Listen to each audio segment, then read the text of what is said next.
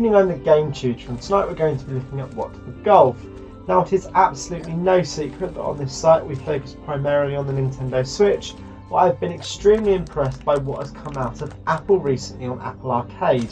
And over the coming weeks we're going to be looking at a few key Apple Arcade launch titles, talking about if they are worth it and if they are therefore worth signing up to the service for, and generally trying to work out, is this actually a new heavyweight in the mobile platform area, which up till now has been pretty much dominated by Nintendo, since most mobile platforms are full of nothing but free-to-play microtransaction games.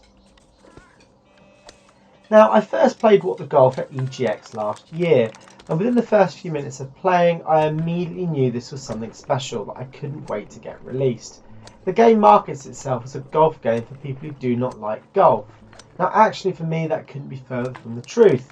While I might not be a pro golfer in real life, video game golf holds quite a special place in my heart, and I'll happily lap up the latest golf game to be released. Now, when you play the first level of What the Golf, you're left with the impression that yes, I know exactly what this game is going to be, but it isn't actually further from the truth.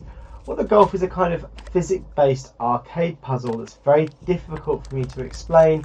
All I can say is that it really has to be played to be understood, and I really do not want to spoil too much. The main campaign of the game sees you progressing through levels that continue to throw unusual, new and increasingly wacky mechanics at you. The game is littered with references to other elements of video games and popular culture, and there is rarely a time when the game fails to raise a smile on your face.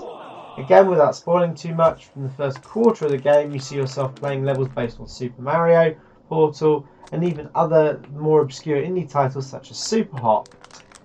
Now, at no point did I ever really feel the novelty wore off, as the game was continuously changing and surprising me in new and unique ways. As you progress through the main campaign, each level has a number of other challenges you can complete in order to gain a crown, which lets you undertake yet more difficult challenges. Towards the latter part of the game, it actually does begin to become pretty challenging, and equally throughout you'll always want to find yourself up against a particular level that is a little bit trickier than you initially expected it to be. There are also daily challenge levels to sink your teeth into, which generally involve completing a selection of levels from the main campaign in as short a time as possible.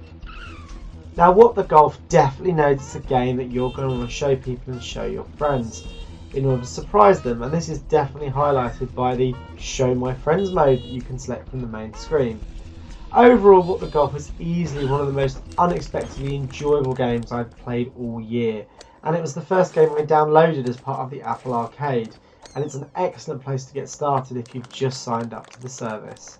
Well done.